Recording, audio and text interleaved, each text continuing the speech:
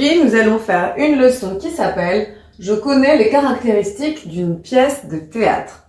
Alors, en marron ici, ce sont les noms en anglais et on remarque qu'ils ressemblent beaucoup aux noms en français. Alors, on dira « monologues » en anglais pour parler des monologues. Et les monologues, c'est lorsqu'un personnage parle seul en scène. On trouvera « tragedies »,« comedies », « stage directions ». Ici, on reconnaît des indications de scène, des directions de scène. On comprend donc qu'il s'agit de ce qu'on appelle en français des didascalies.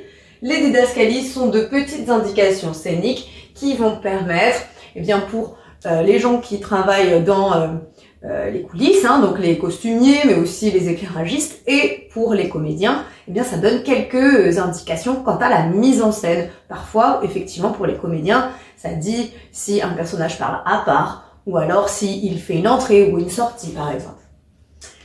Le language, maintenant, on se rend compte que dans certaines pièces, c'est normal, la langue a évolué, la langue a changé, et donc il y a des mots qui ne sont plus utilisés aujourd'hui, comme thy, qui veut dire your, et qu'on a trouvé dans Roméo et Juliette, par exemple. En ce qui concerne la construction d'une pièce de théâtre, une grande partie s'appelle un acte, donc en anglais, an act, et les actes eux-mêmes vont se découper en plus petits morceaux qu'on appelle des scènes, et donc en anglais, scenes. Les scènes correspondent aux entrées et aux sorties d'un personnage.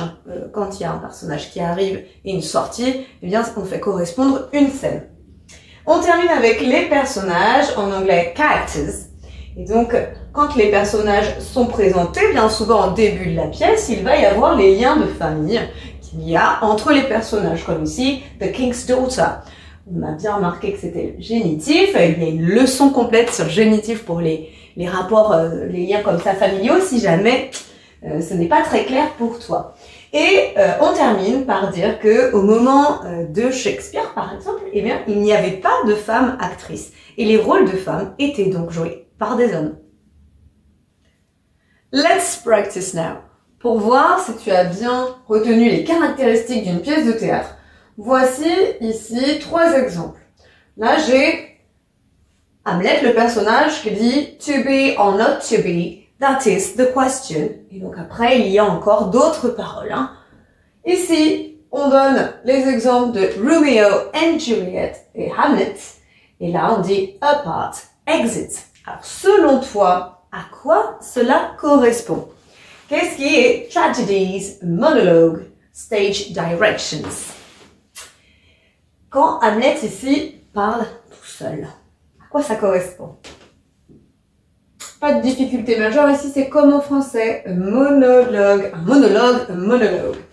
Roméo et Juliette, Romeo and Juliet, et la pièce Hamlet, du coup, la pièce, qu'est-ce que c'est?